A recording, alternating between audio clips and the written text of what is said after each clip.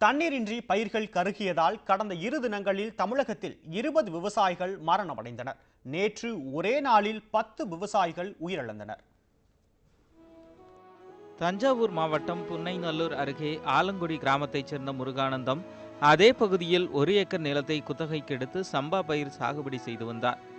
ஆனால் போதிய தண்ணீரின்றி பயிர்கள் கருகி வந்த நிலையில் பயிர்களுக்கு மருந்து வாங்க சென்ற அவர் திடீரென மாரடைப்பு ஏற்பட்டு மயங்கி விழுந்து உயிரிழந்ததாக உறவினர்கள் கூறினர்.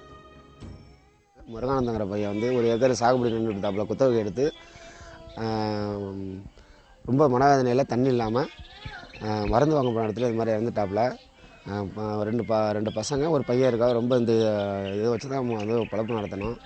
மதுக்கூர் கிராமத்தைச் சேர்ந்த கண்ணுசாமி என்ற விவசாயி தனக்கு சொந்தமான 2 ஏக்கர் நிலத்தில் சாகுபடி செய்யப்பட்ட நெற்பயிர்கள் கருகியதால் மாரடைப்பு ஏற்பட்டு உயிரிழந்ததாக குடும்பத்தினர் தெரிவித்தனர். சின்ன குமிழியைச் சேர்ந்த ராமசாமி என்ற 65 வயதான விவசாயியும் பயிர்கள் கருகிய அதிர்ச்சியில் மாரடைப்பு ஏற்பட்டு வயலில் உயிரிழந்ததாகவும், பட்டுக்கோட்டை அருகே ஆலத்தூர் கிராமத்தைச் சேர்ந்த பொன்னுசாமியும் பயிர்கள் கருகியதால் உயிரிழந்ததாக உறவினர்கள் தெரிவித்தனர். புதுக்கோட்டை மாவட்டம் குளவாய்ப்பட்டி அடுத்த பசுவயல் கிராமத்தில் வசித்து வந்த குப்பமுத்து என்ற விவசாயி கடன் வாங்கி நெல் சாகுபடி செய்து வந்தார். ஆனால் நீரின்றி பயிர்கள் கருகியதால் சோகத்தில் தவித்து வந்த அவர் வயலிலேயே மாரடைப்பு ஏற்பட்டு பரிதாபமாக உயிரிழந்ததாக குடும்பத்தினர் தெரிவித்தனர். திருவாரூர் மாவட்டம் திருத்துறைப்பூண்டி அருகே குன்னலூர் பகுதியைச் சேர்ந்த சவுந்தரராஜன் என்ற விவசாயி வயலுக்கு சென்று வீடு திரும்பிய நிலையில் மாரடைப்பு ஏற்பட்டு உயிரிழந்தார். வயல் சரியாக விவசாயம் எதுவும் இல்லை. மன உடைச்சல் ஆகி அங்கேருந்து மயக்கம் வருதுன்னு கீழே உட்காந்தாங்க. உட்காரும் போது பார்த்தீங்கன்னா திடீர்னு அப்படியே மயக்கம் எனக்கு நெஞ்சை வலிக்குதுடா, என்ன ஏதாவது பாருங்கடான்னு சொல்லும் போது அவர் ஆஸ்பத்திரிக்கு கொண்டு போனோம். ஆஸ்பத்திரி கொண்டு போகும்போதே ஒரு மாதிரியாக நெஞ்சு படக்கு நடிச்சுன்னு ரொம்ப வலிக்குதுடா அப்படின்னு சொன்னாங்க.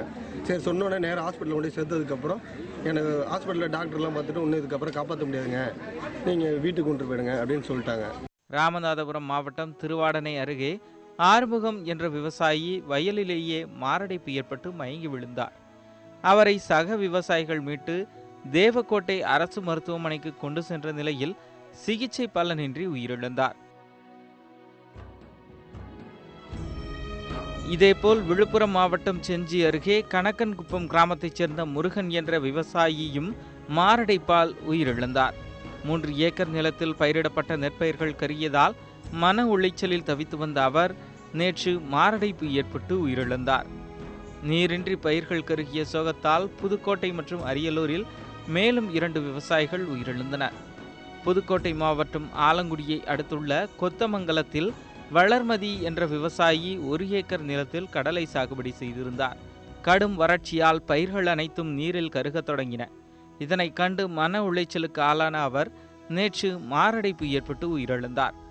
இதேபோன்று அரியலூர் மாவட்டம் திருமானூர் விழுப்பனங்குறிச்சியில் தொடர் வறட்சியின் காரணமாக விவசாயி கோவிந்தன் என்பவரும் வயலிலேயே மயங்கி விழுந்து உயிரிழந்தார்.